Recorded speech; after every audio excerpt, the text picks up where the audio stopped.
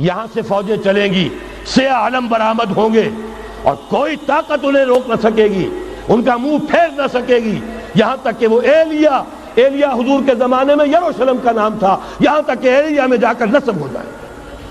گویا کہ یہ جو ہمارے ہاتھ سے نکلا ہے قبضے سے، پہلے بھی عربوں کے ہاتھوں سے نکلا تھا بیت المقدس، یروشلم، عرب واپس نہیں لے سکے تھے۔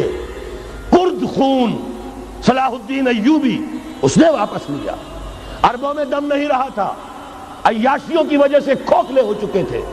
میں تجھ کو بتاتا ہوں تقدیر امم کیا ہے، شمشیر و سنا اول، طاؤس و رباب آخر۔ یہی وجہ ہے کہ تقریباً 20 صدی کے بعد ان کی حکومت ختم۔ آشمارا حق بود گر خون بارت بر زمین، بر زوال ملک مستعصم امیر المومنین۔ یہ ہوا کہ نہیں ہوا؟ جبکہ آئے ہیں تاتاری ہورڈز، اور جنہوں نے کہ آخری خلیفہ بنو عباس اسے محل میں سے نکالا، ایک کھال کے اندر لپیٹ کر اور اپنے گھوڑوں کے سوؤں تلے کچل دیا۔ عرب معزول کر دیے گئے تھے، لیکن اب دوبارہ عربوں کو جب سہارا ملا ہے، لیکن اب بھی انہوں نے کہیں اسلام قائم نہیں کیا۔ کوئی روس کا غلام رہا، کوئی امریکہ کا غلام رہا، کسی نے اس کا ساتھ دیا، کسی نے اس کا ساتھ دیا۔ تہذیب ہے تو مغربی، تمدن ہے تو مغربی، وضع میں تم ہو نصارہ تو تمدن میں ہنود، یہ مسلمان ہیں جنہیں دیکھ کے شرمائے یہود۔ یہی معاملہ جب ان کا ہوا تو اب اللہ تعالیٰ کی طرف سے ان کے اوپر وہ عذاب کی بھٹی گرم ہونے والی ہے۔ لیکن اس کے بعد پھر یہاں سے جائیں گے وہ جو ان کی مدد کریں گے، اور یہ ایلیا کو واپس لینے والے یہ مشرق سے چلنے والے لشکر ہوں گے۔ یہ اسی علاقے میں جب انقلاب آ جائے گا، یہ علاقہ خراسان اور پاکستان، جب یہاں نظام خلافت قائم ہوگا، یہاں سے اسلام کی توسیع ہوگی، اور یہاں سے جانب مشرق ہند اور جانب مغرب یہ جو یہودیوں کا سیلاب آ رہا ہے، ان دونوں کا مقابلہ کرنے کے لیے انشاءاللہ العزیز، ورنہ یہ اصابتان جو ہے ایک حدیث میں جمع کرنے کی کوئی اور حکمت ہو نہیں سکتی، ورنہ تو ہندوستان پہ کئی لشکر آئے ہیں۔ لیکن یہ کہ در حقیقت اسی وقت جب کہ عالم عرب میں وہ بھٹی دہکے گی، اسی وقت یہاں انقلاب آ چکا ہوگا۔ ایک طرف یہاں سے مدد کے لیے لشکر جائیں گے کہ جو مسلمان عرب جو ہیں ان کی مدد کریں گے، حضرت مہدی کے جھنڈے تلے لڑیں گے، حضرت مہدی کی حکومت کو مستحکم کریں گے، یؤتون للمہدی۔ دوسری طرف وہ ہندوستان کی طرف پیش قدمی کریں گے، اور یہیں سے جیسے اس وقت سیلاب نکلا تھا جزیرہ نما عرب سے، ایک داہنی طرف ایک بائیں طرف، ایران، افغانستان، ترکستان، ادھر مصر، لیبیا، الجزائر، مراکش، باریطانیہ، اسی طریقے سے انشاءاللہ اسی علاقے سے اس کا آغاز ہوگا اور بات آگے بڑھے گی۔ تو غرب اثر حاصل کیا ہے؟ یہ ہونا ہے، پچھلے آثار ثابت کر رہے ہیں کہ ہونا ہے، حضور کی احادیث بتا رہی ہے کہ یہی سے ہونا ہے۔ ہوا صرف یہ ہے ہم بھٹک گئے، ہمیں اپنی منزل یاد نہ رہی۔ میں تو بہرحال ان لوگوں میں سے ہوں جنہوں نے نعرے لگائے تھے پاکستان کا مطلب کیا، لا الہ الا اللہ۔ میں سن 46 میں یہاں حبیبیہ ہال میں قائد اعظم نے مسلم اسٹوڈنٹ فیڈریشن کے جس اجلاس کو خطاب کیا تھا، ضلع حصار سے جو 2 ڈیلیگیٹ آئے تھے ان میں سے ایک میں تھا۔ میں نے بہرحال اس تحریک میں بھی حصہ لیا ہے، ایک ننھے کارکن کی حیثیت سے لیا ہے، پھر حالات کو بدلتے اپنے آنکھوں سے دیکھا ہے، ہم کہاں سے کہاں جا پہنچے ہیں۔ ضرورت صرف اس بات کی ہے کہ آج ہمارا حال یہ ہے، ہماری قیادت، ہماری سیاست ان لوگوں کے ہاتھ میں ہے کہ وہ فریب خوردہ شاہی کے پلاح و کرگسوں میں اسے کیا خبر کہ کیا ہے، تب وہ تاب جاویدانہ، ان کی تہذیب مغربی، ان کی ذہنیت مغربی، ان کی وضاقتہ مغربی، ان کا تمدن مغربی، ان کی سوچ مغربی، ان کے سارے اطوار مغربی۔ حضرت عمر رضی اللہ تعالیٰ عنہ قائد خلافت ہے، بیت المقدس کا محاصرہ کیا گیا، فصیل بڑی اونچی، شہر اندر سے سیلف سفیشینٹ، حملے کا راستہ کوئی نہیں، محاصرہ طول کھینچ رہا ہے، لیکن ان کے پاس رسد بھی موجود ہے، پانی بھی موجود ہے، وہ دروازے بند کر کے بیٹھے ہوئے۔ بالآخر اللہ تعالیٰ کی مشیت کا ظہور کیسے ہوا؟ ان کے کچھ علماء آئے فصیل پر، کہا دیکھو مسلمانوں، تم قیامت تک بھی یہاں پڑے رہو گے محاصرہ کر کے، ہمارا یہ شہر فتح نہیں ہوگا۔ ہاں ایک درویش بادشاہ کے ہاتھوں یہ شہر فتح ہونا ہے، لیکن تمہارے اندر ہمیں وہ نظر نہیں آ رہا۔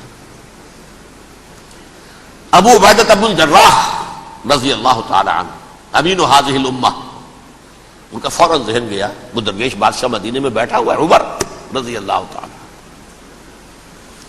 اب ایک اور عمر بھی ہے جو قندھار میں بیٹھا ہے، نقشہ وہی ہے، سادگی کی حد تک نقشہ وہی، بالکل وہی، اپنی آنکھوں سے دیکھا ہے وہی سادگی۔ عمر اول عمر ثانی تھے عمر بن عبد العزیز۔ اب ایک اللہ کے فضل سے اللہ تعالیٰ ایدہ اللہ بنصرتہ، اللہ تعالیٰ ان کی نصرت فرمائے، دشمنوں کو ان کے مقابلے میں نیست و نابود کرے۔ انہوں نے ریکویسٹ بھیج دی کہ حضور تشریف لائیے، یہ شہر فتح ہو جائے گا۔ وہ ہے سفر تاریخی، اتنا طویل سفر، تقریباً 700 میل، ایک اونٹ، ایک خادم، ایک منزل پہ امیر المومنین اوپر بیٹھے، خادم آگے چل رہا ہے، اگلی منزل پہ خادم اوپر بیٹھا ہے، امیر المومنین آگے جا رہا ہے۔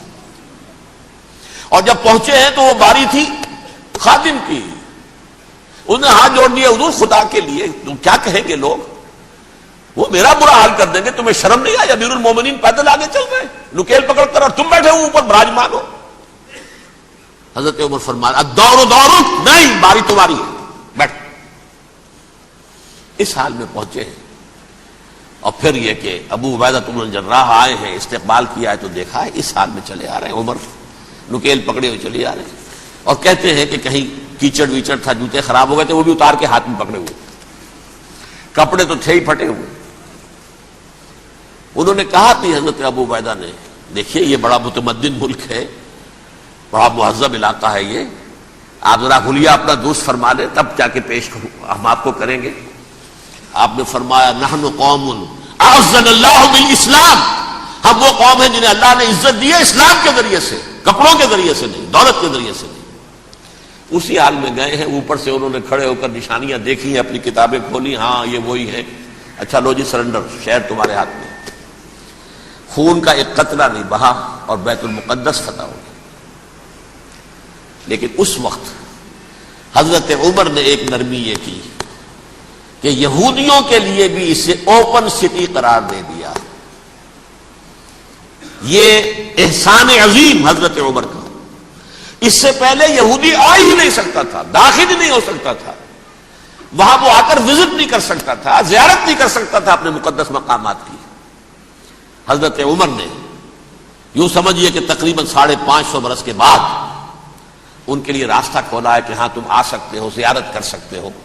لیکن یہ عیسائیوں نے لکھوایا معاہدے کے اندر، انہیں یہاں آپ آباد ہونے کی اجازت نہیں دیں گے، لیکن کم وزٹ دی پلیسز، دیکھیں، زیارتیں کریں اور جائیں۔ یہ معاہدہ حضرت عمر کا ہے رضی اللہ تعالی عنہ، جو پھر خلافت راشدہ کے بعد بنو امیہ نے بھی اس کو آنر کیا، بنو عباس نے کیا، پھر جو ہمارے یہ ترکوں میں اندر خلافت آئی تو ترک خلفاء نے بھی اس معاہدے کی پوری پابندی کی۔ فلسطین میں آ سکتے ہیں یہودی صرف زائرین کی حیثیت سے، وہاں آباد نہیں ہو سکتے۔ اب آئیے اگلا دور آیا حضرت عثمان کا دور خلافت۔ یہ ہے وہ وقت کہ اب یہود نے امت مسلمہ کی پیٹھ میں چھڑا ٹھوکا۔ وہ کیسے؟ ایک یہودی عبداللہ ابن سبا اسلام کا لبادہ اوڑھ کر آ گیا، معاشرے کا جائزہ لے لیا، ان میں بنو ہاشم اور بنو امیہ میں جو پرانی کشاکش تھی اس کے کچھ نہ کچھ جراثیم باقی ہیں، اگر ان کو ذرا بھڑکا دے تو مسلمانوں میں انتشار پیدا ہو جائے۔ کہا یہ عثمان کون ہے؟ یہ تو بنو امیہ میں سے ہے، یہ حق تو بنو ہاشم کا ہے، خلافت ان کے پاس ہونی چاہیے، محمد کے تو رشتہ دار وہ ہے صلی اللہ علیہ وسلم۔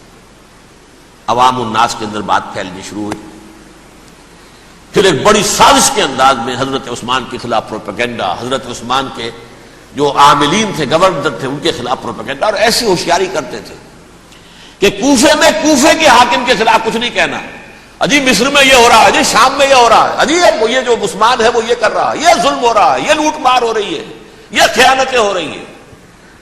اب نہ تو اس زمانے میں مینز آف کمیونیکیشن، کیسے تصدیق کریں؟ افواہیں تو آپ آج کراچی کے اندر شروع ہو جائے تو پتہ نہیں چل سکتا کسی کو کہ کیا اس میں صداقت ہے کیا جھوٹ ہے. اور بری بات جو ہے فطرت انسانی کی کمزوری ہے وہ فوراً قبول کرتا ہے.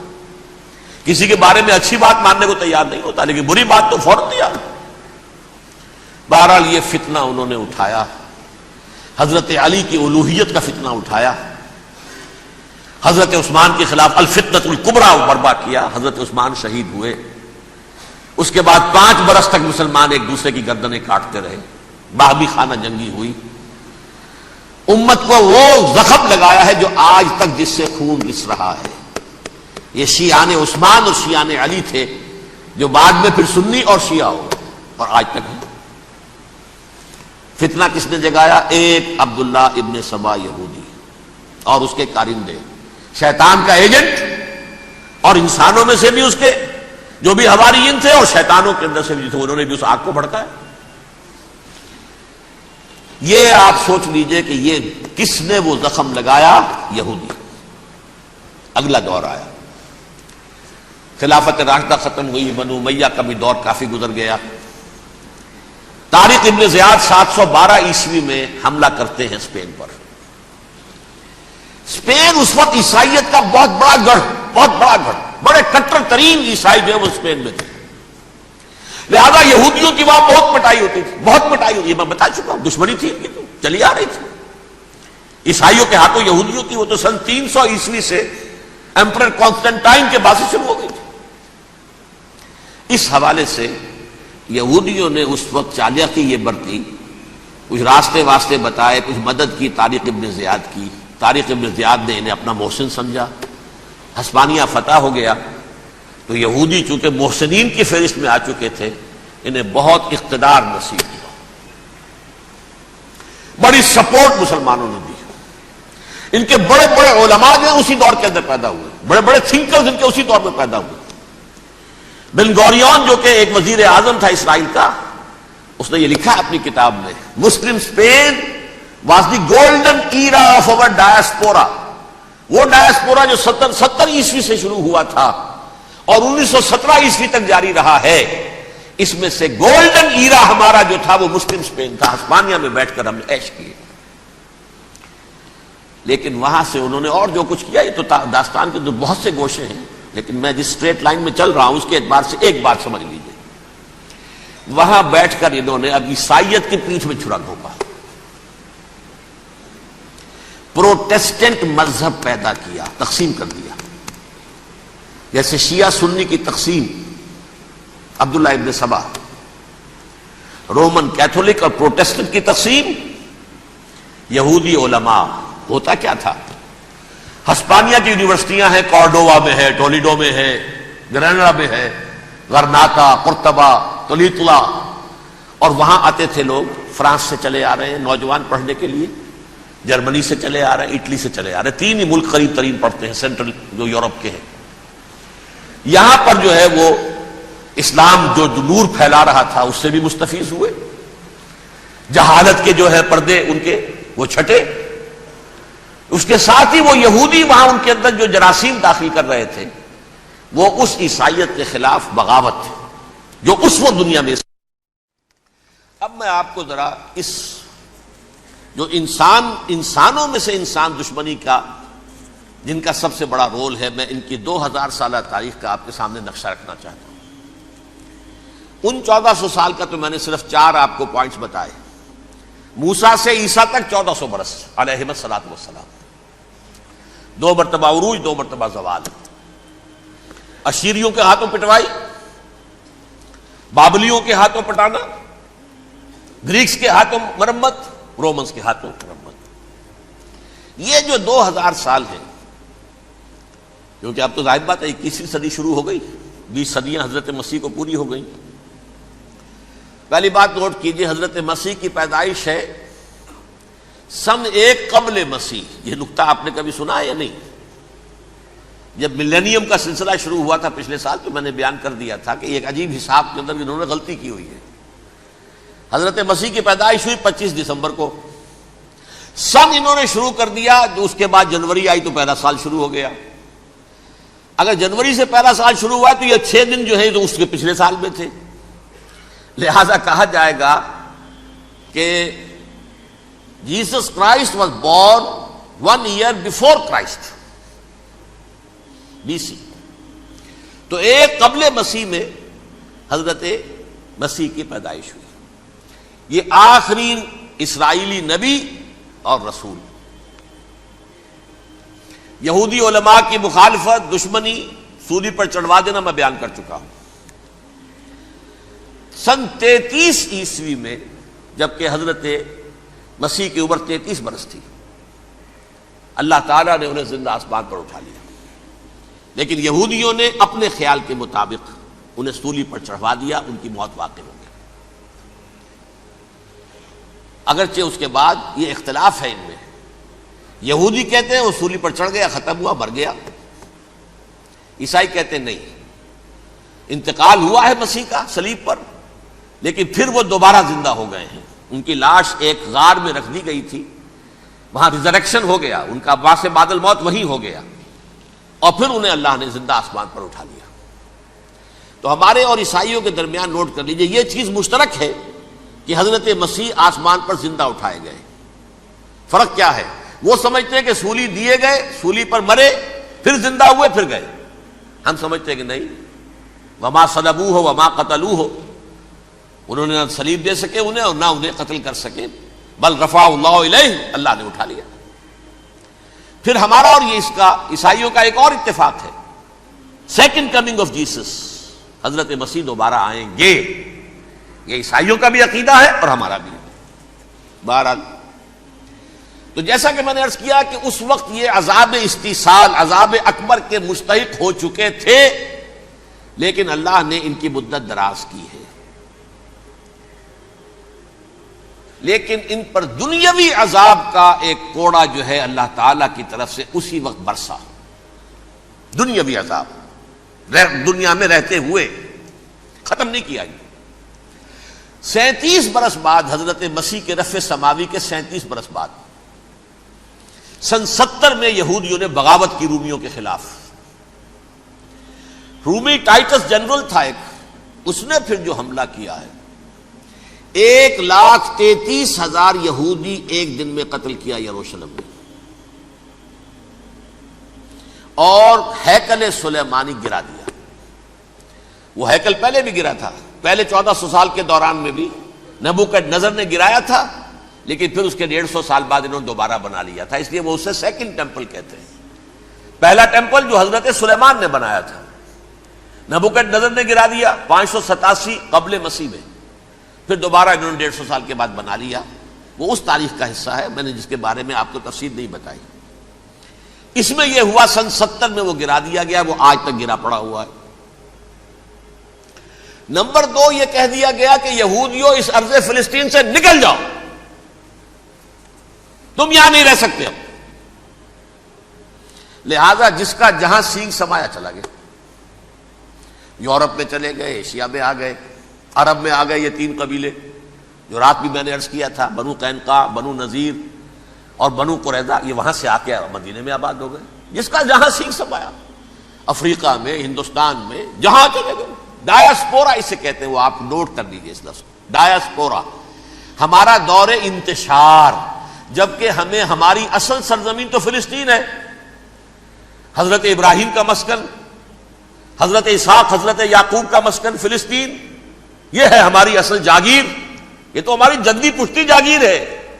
لیکن یہاں سے نکال دیے گئے سن 70 عیسوی میں، اور وہاں سے لے کے 1917 تک ان کا ڈایاسپورا جاری رہا. یہ دور انتشار ہے. اس دور انتشار کے اب چند حصے ہیں جس کو میں چاہتا ہوں کہ آپ علیحدہ علیحدہ سمجھ لیں. دور انتشار کا جو پہلا جو ہے تقریباً 300 برس رومی حکمران تھے. وہ یہودیوں کے بھی دشمن تھے اور عیسائیوں کے بھی دشمن تھے. عیسائی اور یہودی ایک دوسرے کے بھی دشمن تھے، لیکن رومی سمجھتے تھے کہ یہ ایک ہی تھیلی کے چٹے بٹے ہیں. رومیوں کے نزدیک عیسائی بھی یہودیوں ہی کا ایک فرقہ تھے، کوئی علیحدہ مذہب تو تھا ہی نہیں. لہذا رومی جو ہیں رومنز، وہ ان دونوں کو ستاتے تھے، مارتے تھے، اور یہ آپس میں لڑتے تھے. یہودی عیسائیوں کو مارتے تھے، عیسائی یہودیوں کو مارتے تھے. یہ ہے 300 برس تک کی تاریخ. سن 300 عیسوی میں کیا ہوا؟ ایک معجزہ ہو گیا. بہت عظیم ایمپرر کانسٹینٹائن، قسطنطین اعظم، رومن ایمپررز میں سے بہت بڑا ایمپرر، وہ عیسائی ہو گئے. اب تو معاملہ بالکل تلپٹ ہو گیا، پوری سلطنت عیسائی ہو گئی. اب عیسائیوں کے عیش ہو گئے اور یہودیوں پہ مار پڑنی شروع ہوئی. اب عیسائیوں کا آپ خود سوچئے کہ جنہیں وہ خدا بنا بیٹھے ہیں، خدا کا بیٹا قرار دے رہے ہیں، ان کے قاتل کون؟ یہودی بدماش. لہذا ان کی وہ پٹائی شروع ہوئی ہے یورپ میں، پوری رومن امپائر میں. انہیں ذلیل کیا گیا، شہروں میں آمد بند، علیحدہ رہو، گھیٹوز کے اندر رہو. یہودی کا نام جو ہے وہ گالی بن گیا، جیسے آج بھی یہودی گالی کہتے ہیں، جیسے خنزیر کا لفظ. آخر وہ بھی اللہ کی مخلوق ہے، لیکن آپ کو معلوم ہے کوئی شخص زبان پہ نام نہیں لانا چاہتا خنزیر کا، سور کا. ہے تو مخلوق وہ بھی ایک حیوان ہے. ایسے ہی یہ ہے یہودی گالی، جیوٹ گالی. لہذا ایک طرف تو ان دونوں کے درمیان دشمنی، جس کو قرآن کہتا ہے وَأَغْرَيْنَا بَيْنَهُمُ الْعَدَاوَةَ وَالْبَغْضَاءَ، ہم نے ان کے مابین دشمنی جو ہے پیدا کر دی. اور جب یہ پوری سلطنت عیسائی ہو گئی تو قافیہ تنگ ہو گیا یہودیوں کا. اب آئیے 571 عیسوی، یعنی جبکہ ڈائسپورا کو کتنا عرصہ ہو چکا تھا؟ 500 برس.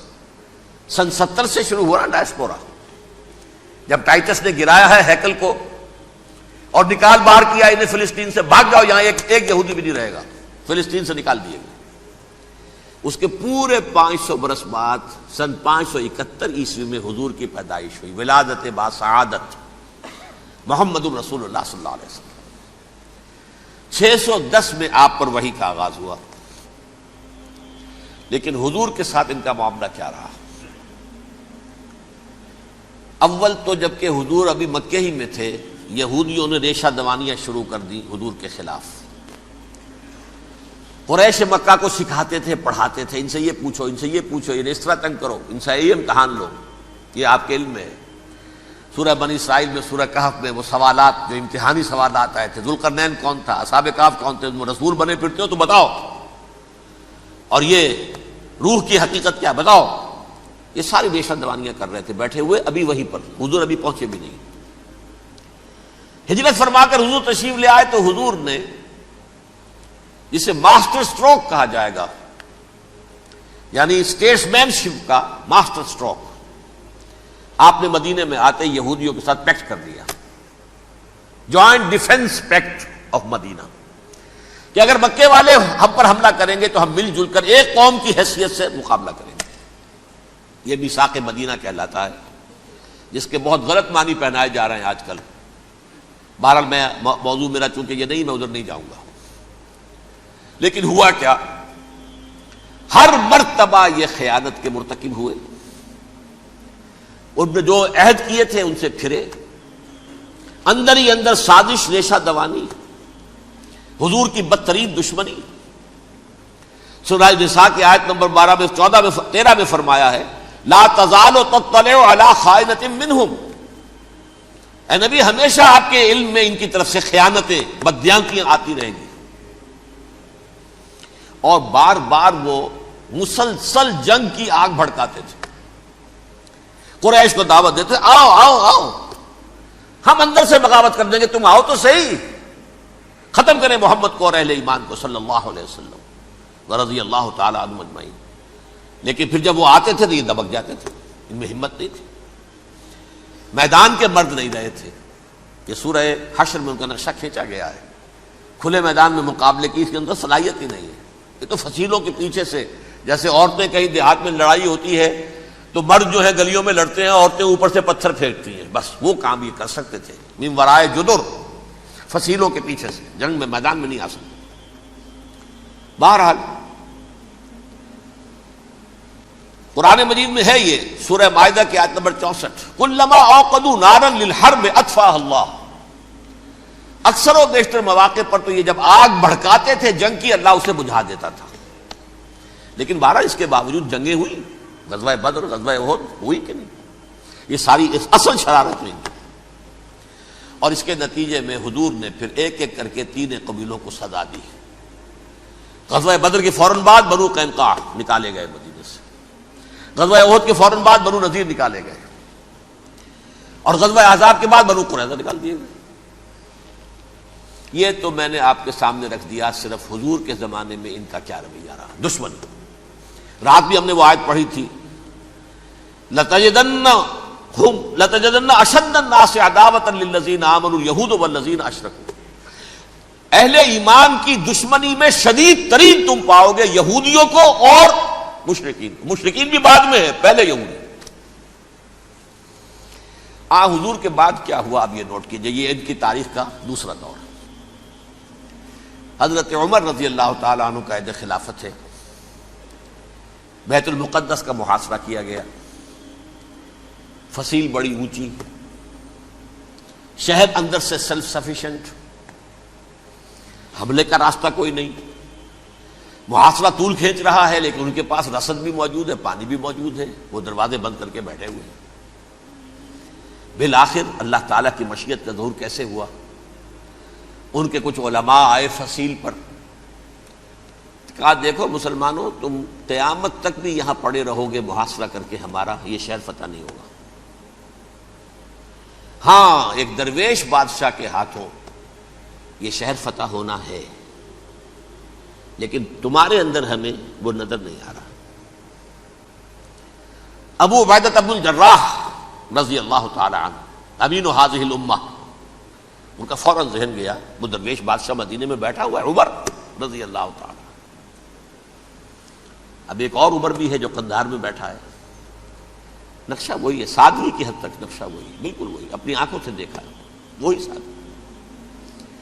عمر اول، عمر ثانی تھے عمر بن عبد العزیز. اب ایک اللہ کے فضل سے اللہ تعالیٰ ایدہ اللہ بنصرتہ، اللہ تعالیٰ ان کی نصرت فرمائے، دشمنوں کو ان کے مقابلے میں نیست و نابود کرے. انہوں نے ریکویسٹ بھیج دی کہ حضور تشریف لائیے، یہ شہر فتح ہو جائے گا. وہ ہے سفر تاریخی، اتنا طویل سفر، تقریباً 700 میل، ایک اونٹ، ایک خادم، ایک منزل پہ امیر المومنین اوپر بیٹھے، خادم آگے چل رہا ہے، اگلی منزل پہ خادم اوپر بیٹھا ہے، امیر المومنین آگے جا رہے ہیں. اور جب پہنچے ہیں تو وہ باری تھی خادم کی.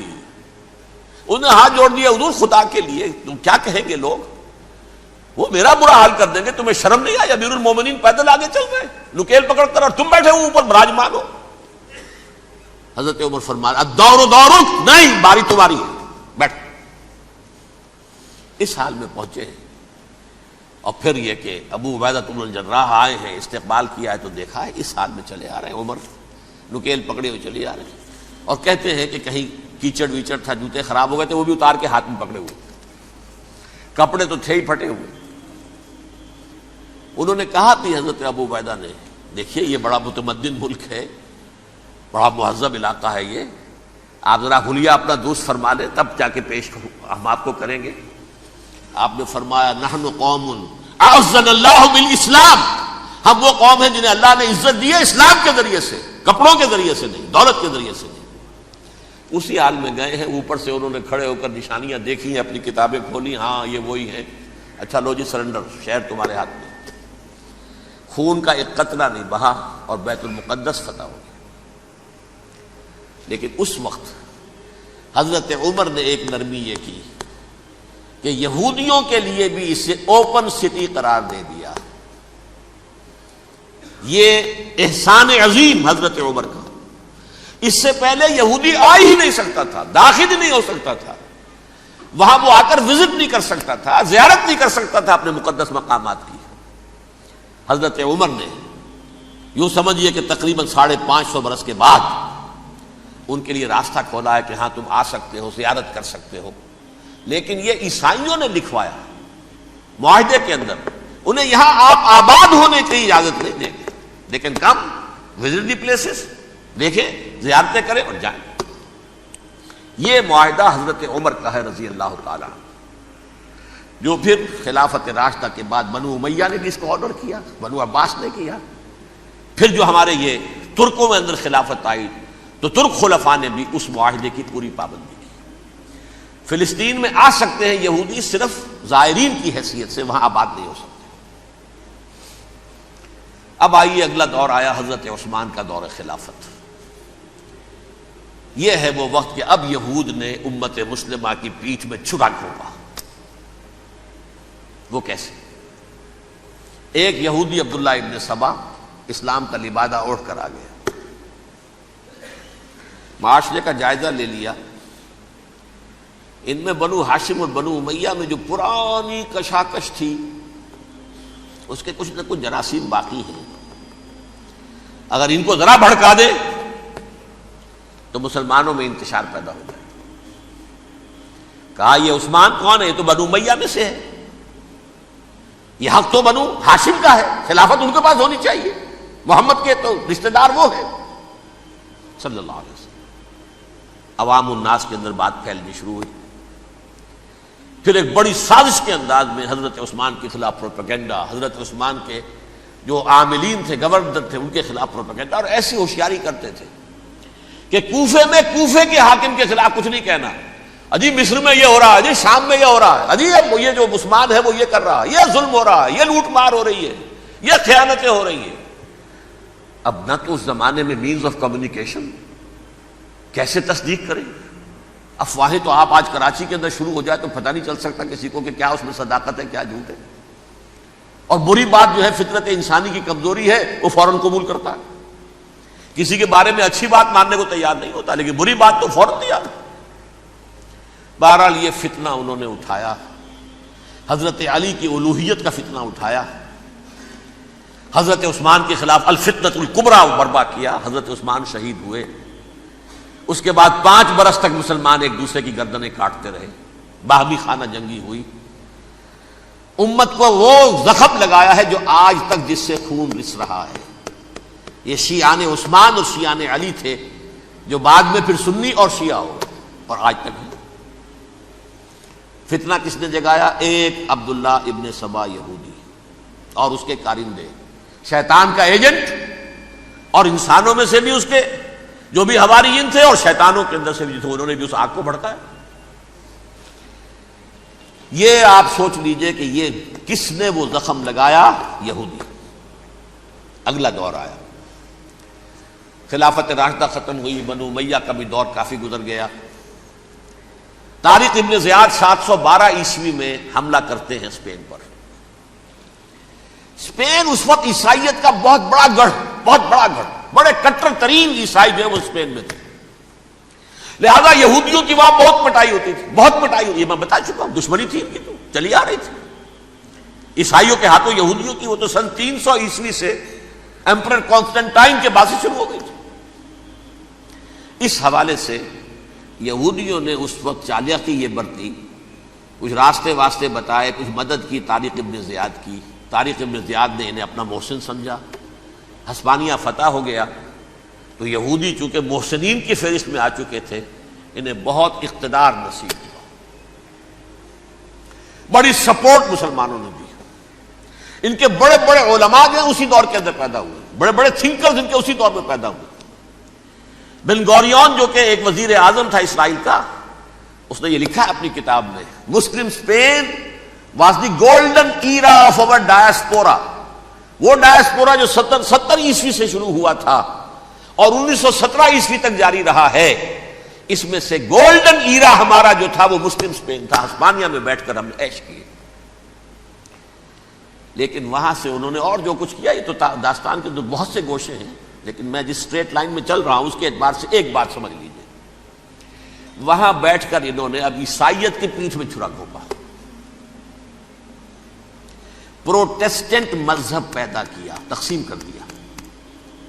جیسے شیعہ سنی کی تقسیم، عبداللہ ابن سبا، رومن کیتھولک اور پروٹیسٹنٹ کی تقسیم، یہودی علماء.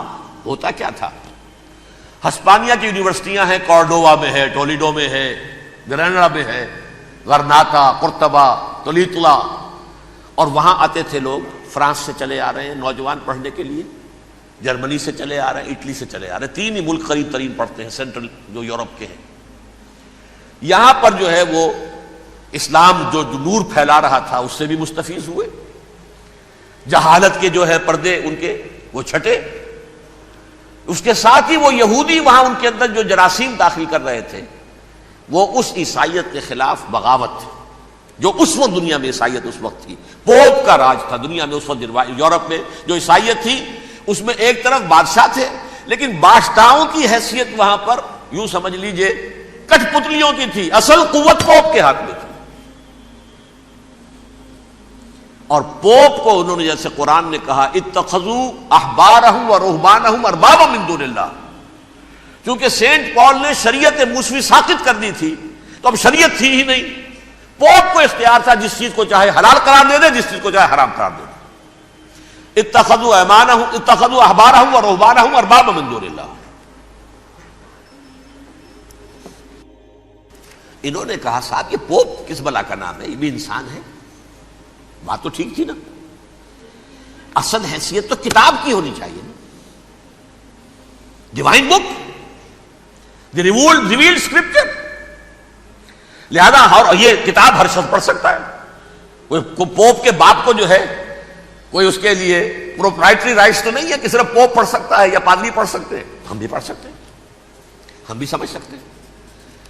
یہ باتیں تھی کہ جن کو بڑھا چڑھا کر بیان کر کے اور پوپ کا اقتدار ختم کرا دیا اور توجہ مرکوز کر دی بائبل کی طرف۔ اب بائبل میں بڑا حصہ تو اولڈ ٹیسٹامنٹ کا ہے، نتیجہ کیا ہوا؟ یہود کی عظمت پروٹیسٹنٹس کے نزدیک مسلم ہو گئی۔ اصل قوم تو یہ ہے، وہ دشمنی بدلی کہ نہیں بدلی؟ موسیٰ کے امتی یہ ہے، تورات موسیٰ کو دی گئی، ابراہیم کی نسل یہ ہے، لہذا وہ جو دشمنی تھی، جو عداوت تھی کہ ہمارے خدا کو سوری چڑھانے والے ہیں یہ بدماش، اس کا ازالہ ہوا اس پروٹیسٹنٹ مذہب کے نتیجے میں۔ یہ میں اب آپ کو بتاتا ہوں کہ ایک نتیجہ وہ نکلا ہے جسے برٹرنڈ رسل نے بیان کیا ہے، اس کی کتاب ہے ان پریز آف آئیڈلنس، صفحہ 108۔ وہ لکھتا ہے the Christians retaining the Judaic belief in special revelation added to it the Roman desire for world wide domination and the Greek taste for metaphysical subtleties, the combination produce the most fiercely persecuting religion that the world has yet known. یہ 3 چیزیں آ کر عیسائیت میں مل گئی۔ ایک تو جب یہ اولڈ ٹیسٹامنٹ جو ہے وہ ان کے ہاتھ میں آ گئی، اور اس کے میں کچھ آپ کو بتا دیتا ہوں کہ اولڈ ٹیسٹامنٹ کی تعلیمات، کیونکہ یہ اولڈ ٹیسٹامنٹ جو ہے یہ محرف تھی، اصل تورات تو گم ہو گئی تھی 587 قبل مسیح میں جب پہلی مرتبہ ہیکل جو ہے تباہ ہوا ہے، اس وقت ختم ہو گئی تھی۔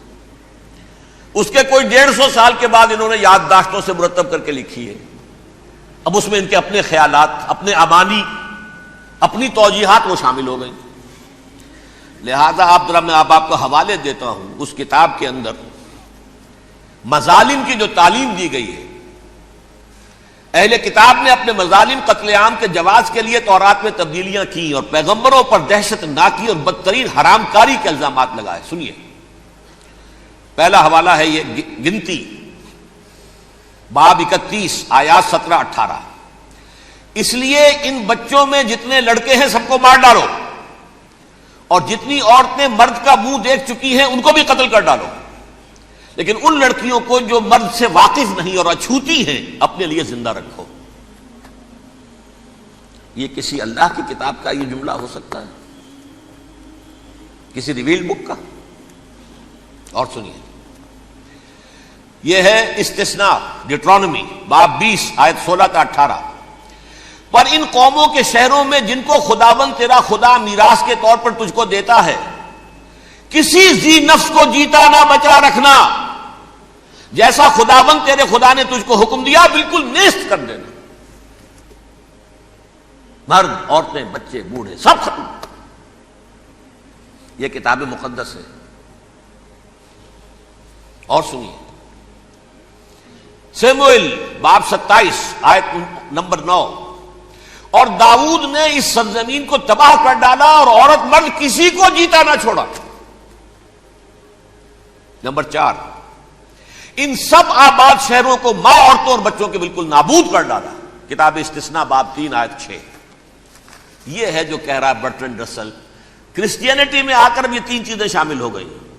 ایک تو یہ باربیرین، یہ تعلیم جو ہے، اور یہ مذہب کے نام پہ تعلیم، یہ کتاب مقدس کی تعلیم. نمبر 2، رومنز کے اندر جو ایک تمنا تھی ورلڈ ڈومینیشن کی، وہ عیسائیت کے اندر آ گئی. اس لیے کہ پوری رومن امپائر جو ہے عیسائی ہو گئی، تو اسے وراثت کے اندر ورلڈ ڈومینیشن کی جو ایک تمنا تھی وہ مل گئی. اور پھر یہ کہ انہوں نے جو توہمات تھے یونانیوں کے، ان کو بھی اپنے ہاں مختلف شکلوں کے اندر جمع کر لیا.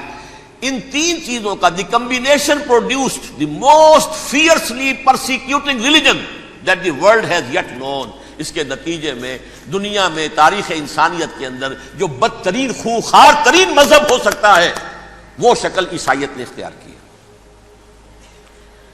اور اس کا مظہر عتم کیا تھا؟ نوٹ کیجئے، صلیبی جنگیں. ایک بات ٹائم ٹیبل کے اعتبار سے نوٹ کر لیجئے گا. فرسٹ ملینیم ختم ہوا، سیکنڈ شروع ہوا. ان کے 1000 سال ختم ہوئے تو 11ویں صدی میں سیکنڈ ملینیم شروع ہوا، تو پہلی صلیبی جنگیں ہوئی. لاکھوں مسلمان قتل کیے. صرف یروشلم کے اندر اتنا خون بہایا ہے کہ خود ان کے ہسٹورینز لکھتے ہیں کہ جب ان صلیبیوں نے، جب گھوڑوں کے ساتھ وہ چل رہے تھے گلیوں میں، تو ان کے گھوڑوں کے گھٹنوں تک خون کی ندی بہ رہی تھی. جہاں سے گزرے ختم کرتے چلے گئے، آبادیاں کی آبادیاں ختم کر. اگرچہ اس کروسیڈ میں گیہوں کے ساتھ گھن بھی پسا، یہودی بھی بہت مارے گئے.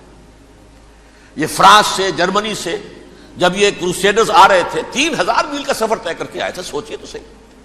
اربن ثانی پوپ جو تھا، آگ لگا دی تھی اس نے پورے یورپ کے اندر. شرم سے ڈوب مرو، تمہارے مقدس علاقے مسلمانوں کے ہاتھ میں. انفیڈلز، یہ کافر، یہ مرتد، یہ ملحد. مسیح جہاں پیدا ہوا، مسیح کو جہاں سولی دی گئی، وہ کہاں ہے؟ ان کے ہاتھ میں. وہ آگ لگائی ہے، 3000 میل کا فاصلہ طے کر کے یہ قومیں آئی ہیں وہاں. اور جو تباہی مچائی ہے انہوں نے، تاریخ انسانی میں ایسی بربریت کی کوئی مثال. اور یہ ان کے اپنے ہسٹورینز لکھتے ہیں. شرم کے مارے ایسے محسوس ہوتا ہے جیسے ان کی گردنیں جھکی جا رہی ہیں. لکھتے ہیں یا غبی پہ کبریا غلوا سغل میں غبا مصطفیٰ و مجتبا غلوا سغل میں ہوا گئے خیر الورا غلوا سغل میں غبا شاہ انبیاء غلوا سغل میں ہوا یا رسول